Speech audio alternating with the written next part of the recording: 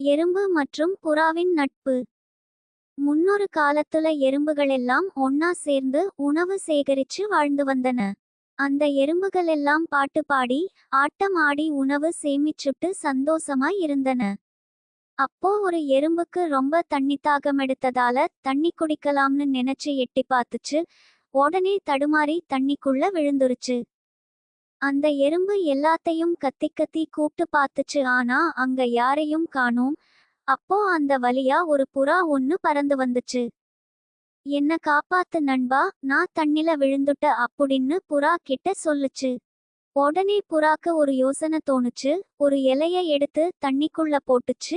எறும்பும் அந்த இலைய பிடிச்சு தப்பிச்சு மேல வந்துச்சு. இந்த உதவிய எப்பயும் மறக்க மாட்டேன் நண்பா, ரொம்ப நன்றி அப்படின்னு சொல்லிட்டு 2 பேரும் போயிட்டாங்க. ஒரு நாள் புறா ஒரு மரத்துல உட்கார்ந்துட்டு இருந்தது. அப்போ ஒரு வேட்டைக்கார ஒருத்த அந்த புறாவை வேட்டையாட வந்தா.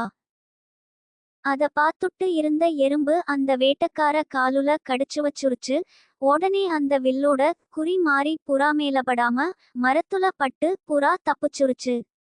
கதையின் அர்த்தம், யாராவது உங்களுக்கு உதவி செய்தால் அதை திரும்பி செய்வதற்கான வாய்ப்பு கிடைக்கும்போது பயன்படுத்திக் கொள்ள வேண்டும். கதையின் நீதி, ஒரு நல்ல செயல் மற்றொன்றுக்கு தகுதியானது.